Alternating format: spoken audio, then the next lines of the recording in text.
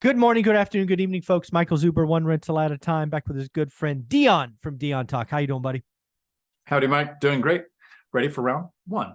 Awesome, man. So, we talk a lot about buying rentals. We've talked a little bit more about helping first-time home buyers. I thought maybe we'd flip the script and actually talk about being a home seller. We are seeing, listings, days on market are growing.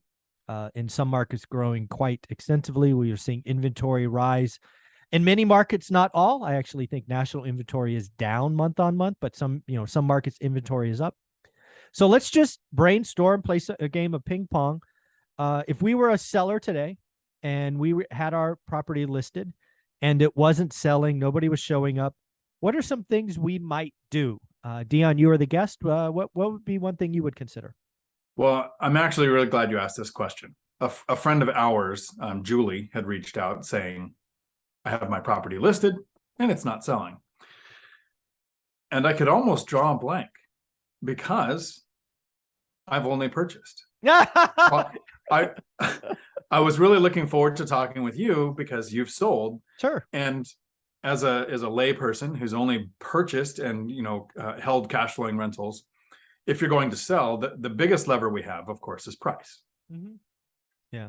How would a seller put in the listing things like, we'll pay closing costs, we'll buy your rate down, those kind of things that the buyer's usually trying to negotiate for? Yeah. So I think so if Julie had called me and said, hey, Michael, my property's been listed, do you by chance know her price point?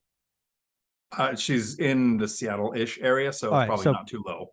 Yeah. So let's just assume it's a median home price in their market. Like, so the feedback is for anybody across the country. If your median's 250, it's 250. Your median's 800, it's 800. Median price home, nothing special, not small, not big, median home. Okay. With that caveat, I think there's a couple of questions that come off the top of my head first, and then you pretend to be Julie and just make up answers because I need these answers to get creative. Okay. So I think the first thing I would ask Julie is, what is the listing activity of similar homes? I know your house is special. I know it's this. I know everybody thinks their house is special, but Julie, how many other 3.2s or 4.2s are listed in your market within 10% of your list price? I want to know that number. So that's the first thing I would ask. So I do know that Julie's comments are similar houses 2 months ago, like most people are experiencing in markets, were selling quickly. Yeah. Well, unless you have a DeLorean with a time machine in it, missed that mark. Yeah. That's unfortunately, an opportunity cost missed, a sunk cost, whatever you want. We have to deal with the market we have, not the market we had. The other thing I do know is that she's looking to redeploy the funds. Mm-hmm. So this is not something that she can go seller financing as an option. Right. Okay. So that's not an option. Obviously, I'm going to assume Julie has debt on it. It's not free and clear. Yes. Any guesstimate on the percentage? I mean, are we talking she's 95% leveraged, 80% leveraged, 50%? Any guess? From what I could tell, she's had it for a while. Okay. So I don't think it's too leveraged. I would say 70% or less. Okay. So median home price, we'll just say 500 for easy math. Let's say 70%. So she's got 150K in equity. I'm just trying to play this out in my mind. So there's a couple of things. And she wants to deploy the capital.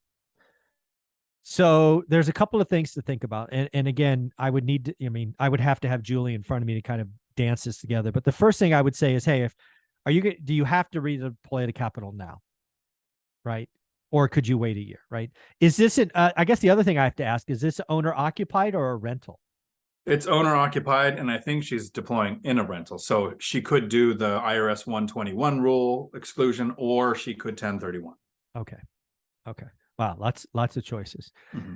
So, sometimes when you're in a home, you're like, I'm tired of this home. I want out. Like the neighbors suck. The crime is up. There are other motivating factors. So if there are other motivating factors that makes her need to sell this year, maybe it's tax reasons, right? Hey, I have a tax loss that I want to use the gain against. There could be reasons for a sale this year.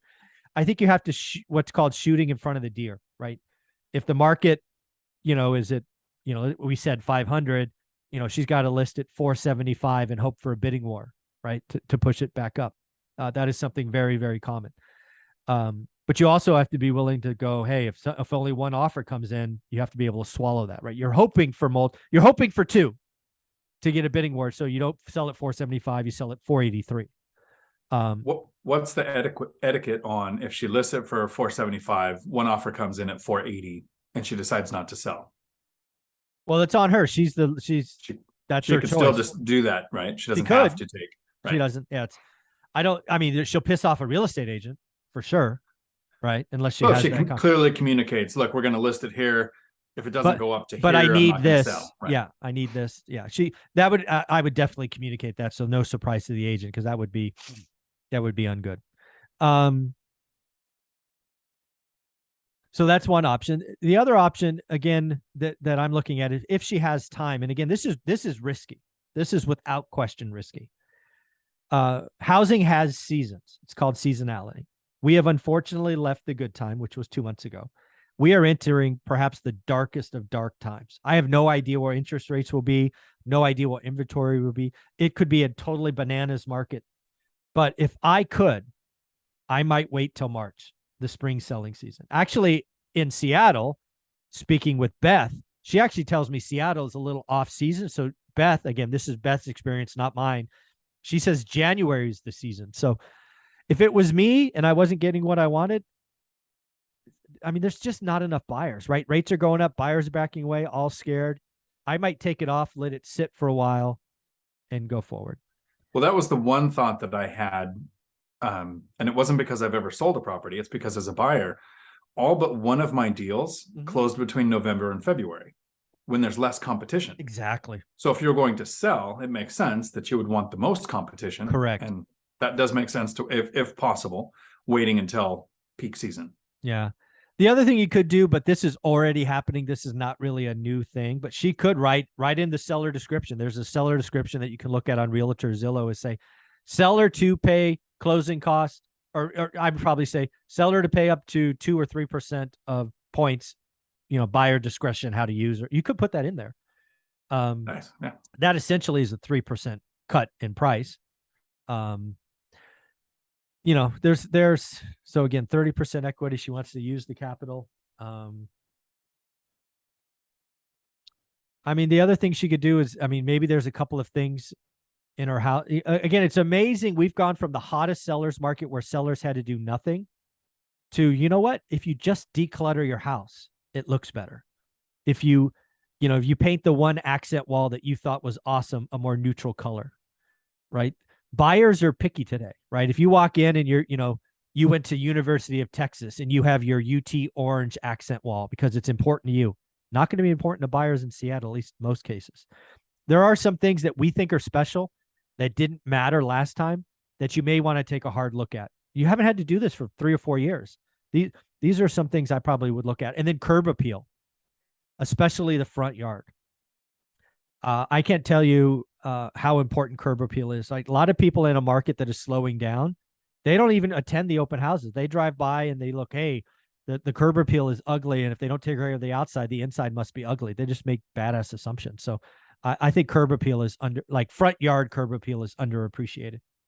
Well, I think when it comes to selling, it's like listing a rental.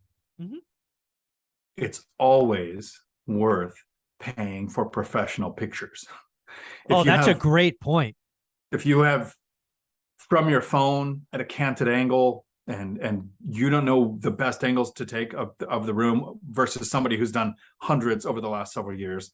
I haven't looked at her listing, but that would be one of my first suggestions. It's just like when I list a rental. I don't go out there and take a couple cell phone pictures and put it up. The properties I've purchased have usually been with really bad photos. I thought, me too. That's an agent that doesn't know what they're doing. I have all the power here. Yeah, me too.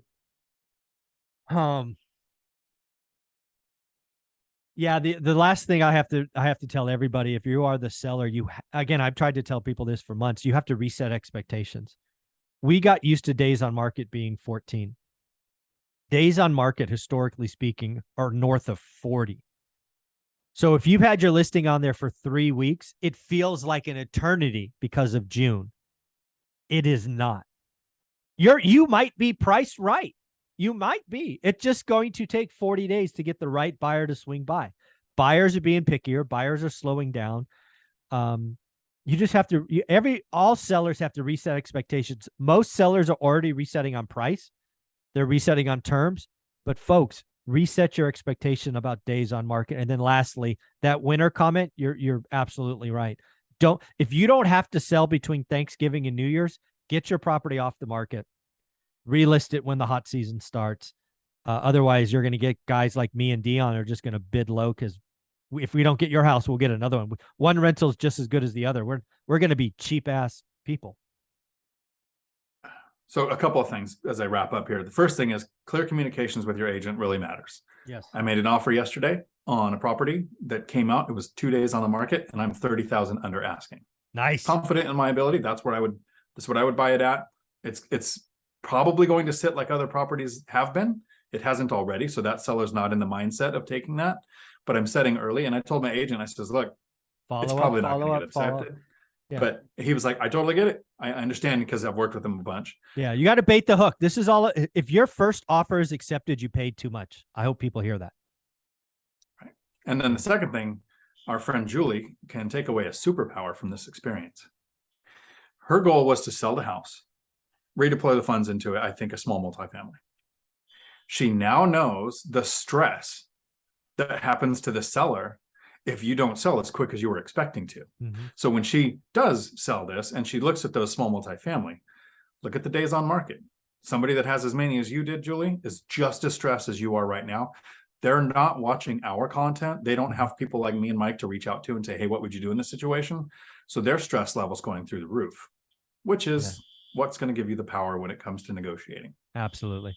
And remember, any haircut you take on your sale, go get the haircut from your next purchase as well. Don't overpay. Dion, where can people find you?